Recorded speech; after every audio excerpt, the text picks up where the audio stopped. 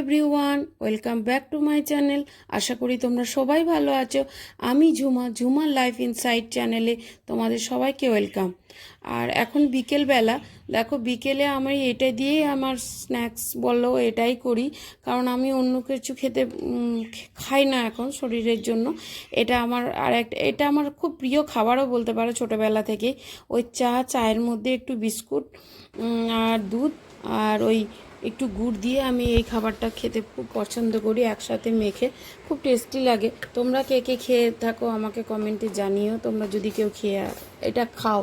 আমি কিন্তু খুব খাই এটা, আমি বা আমার ভাই। আর ছোটোবেলায় আমাদের আরেকটা প্রিয় খাবার ছিল, যেটা ছিল ওই বিস্কুট, আর বিস্কুটের মধ্যে আমুল দুধ আর একটু জল মিশিয়ে একসাথে মিক্স করে, ওটাও খুব খেতে কিন্তু খুব ভালো লাগতো। ছোটোবেলায় ওটাও খেতাম, এখন আর খাওয়া হয় না শরীরের কারণে। তো এটা আমি প্রায় সন্ধ্যাবেলায় টিফিনের মধ্যে এটা খেয়ে নিই। ছেলেকে পোহা বানিয়ে দিয়েছিলাম, কিন্তু আমি এটাই খেয়েছিলাম। আর এই বিকেলের দিকটায় আমি কিছু কিছু কাজ যেমন করে রাখি, কিছু কিছু বলতে যেগুলো এই কিছু কৌটো বাটা ফাঁকা হয়ে যায় সেগুলোকে ধোয়া পরিষ্কার করে রাখা। কারণ সকালের দিকটা দেখবে অনেকটাই ঝামেলা থাকে, রান্না কাটা বাটা, তারপর তোমার বাড়ির সমস্ত কাজ, সবাইকে হাতে হাতে টাইমে দেওয়া। এই সময়টায় আমরা কিন্তু অনেকটা একটু ফাঁকা থাকি। তো এই টাইমে যদি আমাদের এই কাজগুলো অনেকটা গুছিয়ে করে রেখে দিই, তাহলে আমরা কিন্তু সকালটা একটু রিল্যাক্স হয়, কাজটাও বেশ গুছিয়ে হয়, কিচেনটাও ক্লিন থাকে। আর আমি কিছু কৌটো একটু কিছু ফাঁকা হলেই সেটা ধুয়ে পরিষ্কার করে নিই, তারপর আবার নতুন করে সেটাতে আবার অন্য কিছু ঢালি। আর যদি দেরিও মানে ফাঁকা থাকে, তাহলে এইটা আবার অন্য কৌটোতে যেগুলো পরিষ্কার হয়েছে সেগুলোতে ঢেলে আবার অন্য কৌটোতে আবার ওইগুলো আবার ধুয়ে নিই। আর এই স্বভাবটা পেয়েছি আমি আমার মায়ের কাছ থেকে, কারণ মেয়েরা তো বেশিরভাগ জিনিসই মায়ের কাছ থেকে না হয় শাশুড়ি মায়ের কাছ থেকেই শেখে। তো আমার মায়ের এই স্বভাবটা খুব ছিল যে কোনো জিনিস একটু কম মানে শেষের দিকে এলেই তখন কৌটোটা ধুয়ে পরিষ্কার করে তার মধ্যে আবার নতুন করে সেটাতে জিনিস ভরতো। আমার শাশুড়ি মা এ ব্যাপারে, আমি সংসারে খুব একটু কাজ করতে আমার শাশুড়ি মাকে দেখিনি অনেকটা, তখন উনি অসুস্থ হয়ে পড়েছিলেন, এসে দেখছিলাম আমার যাকেই কাজ করতে, তারপর আমি করছিলাম। তো উনি খুব পরিষ্কার পরিচ্ছন্ন ছিলেন, কিন্তু আমি অতটা কাজ করতে ওনাকে দেখিনি। শুধু আমাদের বাড়িতে একটা নিয়ম ছিল, রোববার দিনকে আমার শাশুড়ি মা রান্না করে খাওয়াতেন আমাদের সবাইকে, আর সেই রান্নাটা হতো খুব টেস্টি। সেই দিনকে আমরা খুব আনন্দ করেই খেতাম। ওই একটা দিনই উনি একবেলা আমরা কেটে বেটে দিতাম, তখন আমার শাশুড়ি মা নিজের হাতে রান্না বানাতেন, কারণ সেই দিনকে বাড়িতে সবাই থাকতো, তাই রান্নাটা উনিই করতেন। আর বাকি সেরকম কাজ আমি ওনাকে করতে অতটা দেখিনি। আমার মা আবার, কিন্তু আমি আমার মাকে প্রচুর কাজ করতে দেখেছি। এখন আমার মাও অনেকটা কাজ কম করে, যেহেতু ভাইয়ের বউ এসেছে বা মায়ের সুগারের পেশেন্ট, বেশি কাজ করতে মাকে ভাই দেয় না। কিন্তু এককালীন আমার মা জয়েন্ট ফ্যামিলিতে ছিল, প্রচুর প্রচুর কাজ করতে আমার মাকে দেখেছি। তো আমার মা বা জেঠিমা এখনও করে না বলছি না, এখনও প্রচুর পরিশ্রম করে, কিন্তু একটু কম হয়ে গেছে আগের তুলনায়। আর আমি এখন এইগুলো সব ধোয়া মোছা করে নিচ্ছি, কারণ এই কাঁচের জিনিসগুলো আমার কিন্তু খুব হাত থেকে পড়ে যায়, জানো তো। এই স্বভাবটা আমার খুব আছে, কাঁচের কাপ ডিশ বা কাঁচের জিনিস, আর সাবধানতা অবলম্বন করলে সেটা আবার বেশি হাত থেকে পড়ে যায়। ওই জন্য আমি খুব ভয়েই জিনিসগুলো ধুচ্ছি, কারণ কিছু কিছু জিনিস আছে যেগুলো সেটটাই নষ্ট হয়ে যাবে ধুয়ে দিলে।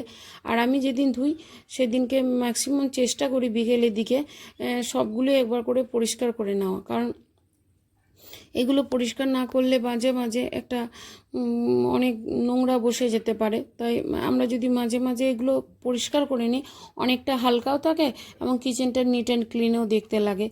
আর ঘর পরিষ্কার করে রাখা একটা বাস্তু মতেও ভালো, আর নিজেদের মন ভালো থাকে, কাজের মধ্যে নিজেদেরকে জড়িয়ে রাখা যায়। আর নিজের এই শখের জিনিসগুলো সুন্দর পরিপাটি করে সাজিয়ে রাখতে আমাদের ভালোই বেশ লাগে।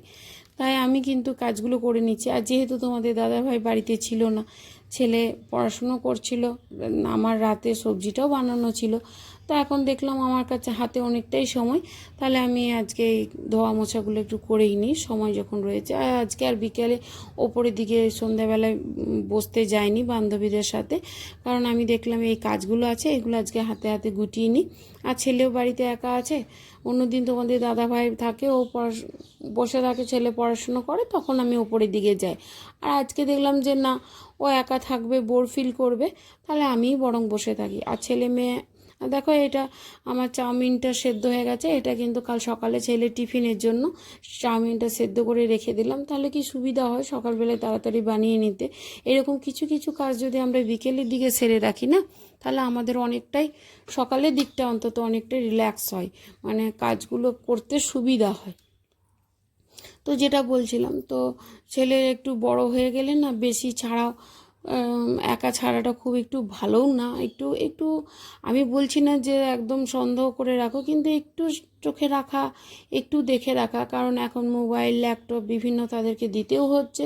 আর আমরা পাশে থাকলে অন্তত তারা একটা শৃঙ্খলার মধ্যে থাকে, পড়াশোনাটা করলো। একদিন তো ছাড়তেই হবে, বড় হবে, বাইরে পড়তে যাবে, ছাড়তেই হবে, কিন্তু যতটা আগলে যতটা কেয়ারে রাখা যায় আর কি। তো অন্যদিন তোমার দাদাভাই থাকে বলে আমি যাই, আজকে ছিল না বলেই আমি যাইনি। আর এখন বোতলগুলো ধুয়ে নিচ্ছি। বোতলগুলো আমি মাঝে মাঝে কি করি, গরম জল করে তার মধ্যে খাবার সোডা একটু লেবু দিয়ে অনেক সময় ভেতরটা পরিষ্কার করি, আবার অনেক সময় এই লিকুইড যে হ্যান্ড ওয়াশ বা ডিটারজেন্ট আমার কাছে লিকুইড যেগুলো থাকে সেগুলো দিয়ে আমি ধুই। তো আজকেও ধুয়ে নিচ্ছি। আর এগুলো ধুয়ে নেওয়া অবশ্যই দরকার, কারণ হাইজেনিক মেনটেন করা আমাদের খুবই দরকার। এখন তো বর্ষার সময় একটু বেশিই দরকার, কারণ একটা স্যাঁতসেঁতে ভাব বা একটা চারিদিকে একটা জলের জন্য অনেক রকম পোকামাকড়ের আছে, উপদ্রব আছে। তো এইগুলো যদি আমরা ভালো রাখি তাহলে আমাদের শরীরও ভালো থাকবে, আর শরীর ভালো থাকলে মনটাও ভালো লাগবে, কাজে এনার্জিও আসে, যে যার কাজে এনার্জিটা পাওয়া যায়। তাই আমি অন্তত চেষ্টা করি সপ্তাহে একদিন কিছু কিছু জিনিস এইভাবে পরিষ্কার করে নেওয়া, তাহলে কি অনেকটা কাজ জমেও না, আর নিট অ্যান্ড ক্লিনও থাকে। আর এই যে গরম জল করে একটু লিকুইড, তার মধ্যে লিকুইড সার্ফ দিয়ে এখন এই রান্নাঘরের গ্যাজেটগুলোও পরিষ্কার করে নিচ্ছি। কারণ দেখবে যতই রোজ নিত্য রান্না করার পর মুছে নেওয়া হোক না কেন, আর যতই চিমনি থাকুক না কেন, রান্নাঘর যখন তখন একটু মানে তেলচিটের আবির্ভাব থাকবেই। ওটা যেই যেমনই বলুক একটু হলেও থাকবে, কিন্তু যেটা থাকবে না যদি আমরা এইভাবে রোজ 3 দিন 4 দিন পর পর এইভাবে একটু গরম জল দিয়ে একটু লিকুইড সোপ দিয়ে তারপরে ওটাকে যদি একটু মুছে নিই, কারণ গরম জলটাতে তোমার চিটচিটে ভাবটাও চলে যায়। যদিও থাকে না আমার কোনো কোনো জিনিসেই তোমরা এসে মানে সরি, তোমরা যদি কোনো দিন আমার বাড়ি কোনো দিন সৌভাগ্য আমার জোটে তোমরা আসো, তবু দেখতে পাবে যে আমার বাড়িতে কোনো কিন্তু চিট নেই বা কোনো নোংরা নেই, কিন্তু তবু এইগুলো যদি না করা হয় তাহলে কিন্তু থেকে যাবে। তাই আমি সবসময় চেষ্টা করি এগুলোকে একটু ক্লিন করে রাখা, কারণ এই গ্যাজেটগুলোতেও আমাদের খাবার দাবার বানানো হয়, এগুলোকে একটু হাইজেনিক মেনটেন করে রাখা, বা একটু এতে তেলা পোকা যেটা বা আরশোলা এইসব উপদ্রবটাও কম থাকে। ওই জন্য আমি মাঝে মাঝে সময় পেলেই এগুলো করে নিই। আর সকালের দিকটা সত্যি কথা বলতে গিয়ে আমার সময় হয় না, তখন ওই রান্না করার সময় একটু যেটুকু বেসিক পরিষ্কার করা রান্না করার পর সেইভাবেই করা হয়, কিন্তু ডিপ ক্লিন করে পরিষ্কার করতে বললে আমি বিকেলের দিকটাই করি। একটু গরম জল টল করে ভালো করে একদম নিখুঁতভাবে যে মোছা পরিষ্কার করে রাখা, সেটা আমি এই বিকেলের দিকটাই করে রাখি। আর এই বোতলগুলো এখনও জল ভরবো বলে রেখে দিয়েছে, এখনও জলটা ভরা হয়নি, কারণ আমার বোতলগুলো এখানে থাকে না, থাকে ওই গ্যাস ওভেনের কাছে যে আমার একটা বোতল রাখার জলের জায়গা রেখেছি, সেটাতে আমি বোতলগুলো রাখি, কারণ এখানটা জায়গাটা খুব ঘিঞ্জি লেগে যায়। ওই জন্য শুধুমাত্র 3টে বড় বড় বোতল থাকে, যদি ফ্ল্যাটে কখনো জল কম হয়ে যায় তখন সেই জলটা দিয়ে কিছু কাজ করা যাবে সেই জন্য। আর এগুলো আমি একবার ওই গরম জল যেটা আর একটু লিকুইড সোপ দিয়ে করেছিলাম, সেটা দিয়ে আমি একবার এগুলো সব মুছে নিচ্ছি। আমি প্রায়ই এগুলো মাঝে মাঝে গরম জল আর একটু লিকুইড সোপ দিয়ে মুছে নিই, রোজকার তো মুছি, কিন্তু এই মাঝে মাঝে মুছিয়ে নিই। আর মাইক্রো ওভেনটাও মাঝে মাঝে আমি ভিনিগার দিয়ে জল দিয়ে তারপরে কিছুক্ষণের জন্য ফুটিয়ে নিই, ভেতরে ফুটিয়ে দিই, তাহলে ওই ভিনিগারের স্মেলটা বা এটা চারিদিকে ছড়িয়ে গেলে অনেকটা হাইজেনিক মেনটেন হয়। আর যেহেতু আমার কিচেনটা হোয়াইট, আমাকে একটু বেশি মেনটেন করতে হয়, সেটা জেনেই আমি করেছিলাম, কারণ আমাকে অনেকেই বাধা দিয়েছিল যে, বা আমাদের যে মিস্ত্রিগুলো কাজ করছিল তা সেই দাদারাও আমাকে বলেছিলেন যে ম্যাডাম হোয়াইট করছেন, অনেক কষ্ট হবে আপনার ক্লিন করতে, কিন্তু আমি বলেছিলাম কষ্ট হলেও আমি কিন্তু বানাবো, আমার খুব মনে একটা ইচ্ছা ছিল বানাবার হোয়াইট কিচেন, দেখেছি অনেককে, তো খুব ভালো লাগতো, ওই জন্য আমি মানে সাহস করে আমার এখানে আমিই প্রথম বানিয়েছি হোয়াইট কিচেন, সবারই ওই ব্ল্যাক রেড এগুলো যেগুলো থাকে সেইগুলোই।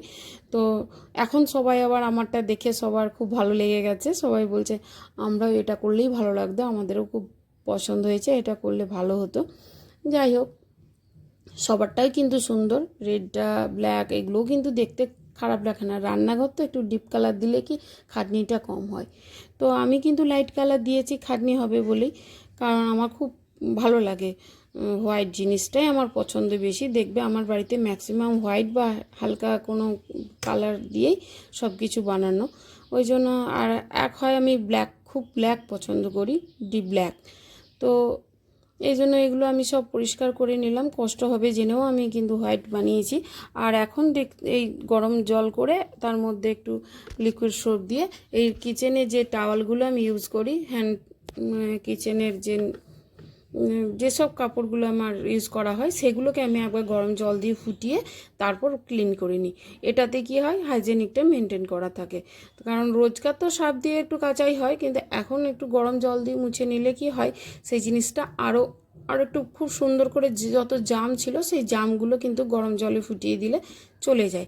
এইভাবে আমি আমার কিচেনটা রোজ বিকেলের দিকে প্রায় পরিষ্কার করে রাখে, অন্তত সপ্তাহে একদিন।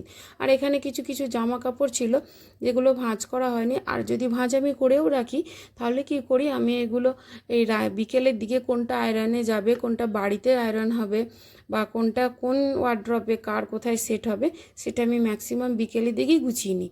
তাহলে কি হয়, বিকেলের দিকটা মাথাটাও ঠান্ডা থাকে, কাজের প্রেশারটা কম থাকে, বেশ সুন্দর করে গুছিয়ে করা হয়। আর বাড়িতে ওই তো বললাম যে আমরা দুজন ছিলাম, দিনে সবজি করা আছে, এখন শুধু রুটিটা বানালেই হয়ে যাবে।